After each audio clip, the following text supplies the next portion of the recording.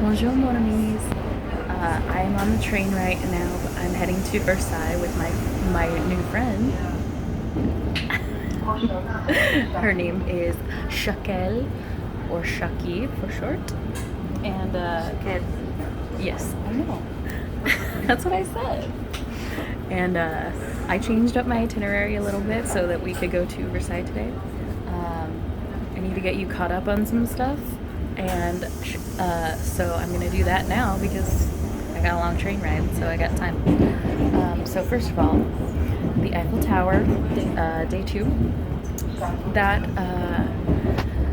I have decided that the Eiffel Tower is best seen from afar. It was. I'm glad I went up. Don't get me wrong, and it was some great views from up there. But it was so crowded, and it's small up there. You know, when especially when there's like a bazillion tourists. So that made it not as fun, especially the top. The second floor was actually pretty nice, but the top was really crowded and just it was just too much.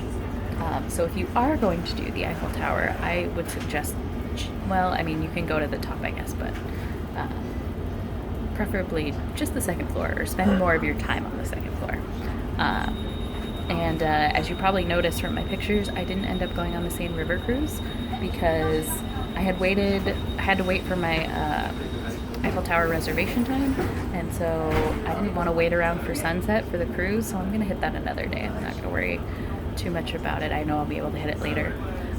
And literally all I wanted to do after I got off the Eiffel Tower was shower. Like, that was literally the only thing I was thinking was shower, shower, shower, shower, shower. So, and here's the best part. I was supposed to be switched from a top bunk in my hostel to a bottom bunk in my same room.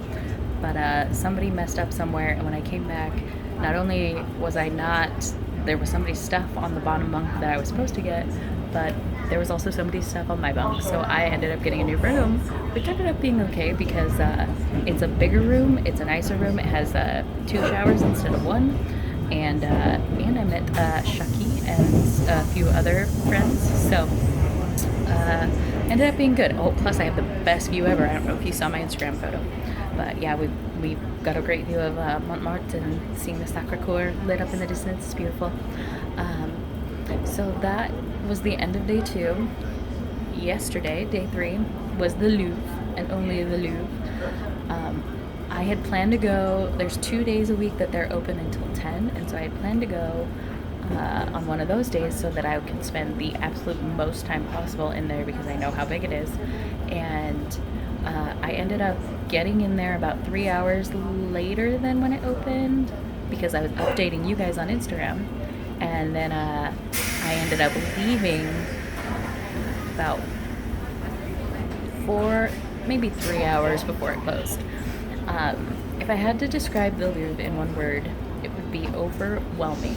Um, you know, you hear about how big it is and how you'll never see it all in a day, and of course you won't, but like, you don't understand just how big it is and how much there is to see until you're actually in it. Like, it's insane. I was walking around the first hour and feeling so lost. Like, I was like, I don't know what to do, I don't know where to go, and I knew the three big pieces that I needed to see, but I'm like, I don't know what else is important to see, and I just was wandering, and I was not having a good time because I didn't know what I was supposed to be doing. I mean, most museums you can kind of wander and get a feel for it, but the Louvre, if you wander, you're gonna miss something. So I ended up at lunch. Well, first of all, at lunch I went to the Louvre restaurant and ended up getting a really good meal. It was flank steak and french fries, which was weird, but whatever.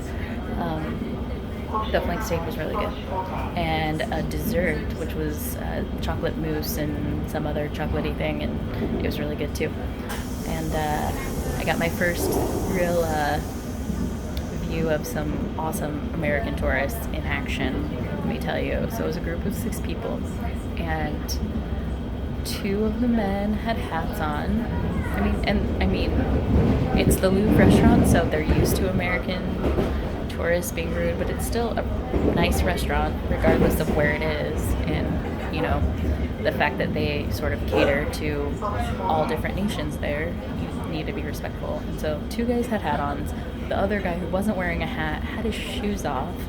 And then, you know, a couple of the ladies were being picky about the menu.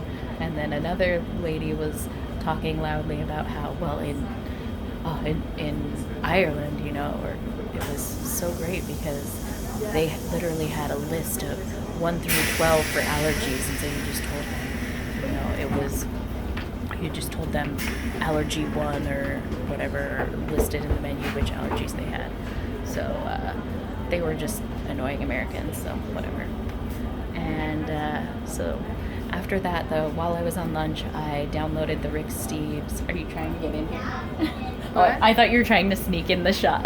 No, I'm like trying to tell you what you say.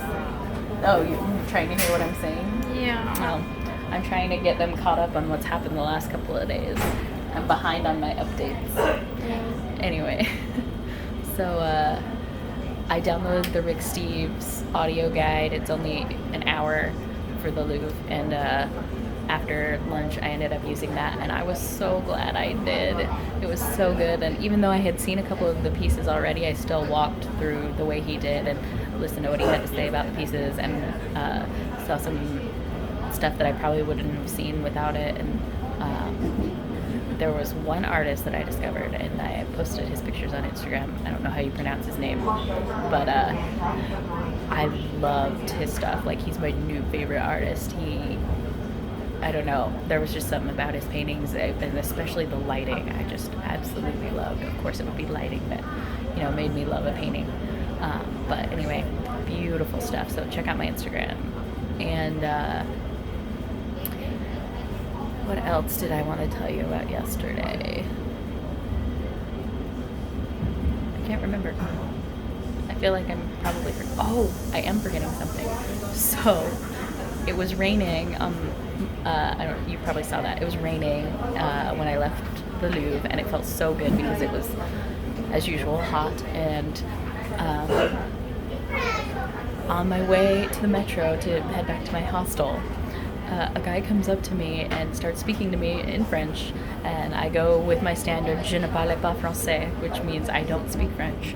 And he like had this shocked look on his face, and he was like, "You're not French?" And I was like, "Nope, I'm American." He was like, "But you look so French." And I was like, "Nope." He was like, "Well, you look beautiful. You have, you know, he basically was telling me I was super fashionable." And I was like, "Buddy, you don't know me at all." And he was like, "Well, how do you normally dress?" And I was like, "Jeans and a t-shirt, like always." So I think that's probably the first and last time in my life somebody's gonna call me fashionable, but whatever. It was awesome, and he was so sweet and so nice, and he walked me back to the metro, and we just chatted, and he asked about how the Parisians were because they have a bad reputation. And I was like, well, I haven't had any problems so far, and obviously I met you, so, and you're great, so I haven't met any rude Parisians yet. So, but he was so sweet. His name was Adele, and so that was like by far my favorite moment. And we totally did the like kissing on both sides of the cheek thing when we left, and it made me super happy because I really wanted to do that while I was here. And so I did that, and yeah, it was fantastic. So I'm so glad that I ran into him. And he actually there's like a little like side museum or something right near the Louvre, and he pointed it out to me so I can go back to it, but it's like about fashion and whatnot, and I guess he has stuff in there, so I am gonna maybe try and hit that on one of my days where I don't have anything planned, so I can go and see my new friend Adele's fashion pieces. I think you're right. This is our station. Bye!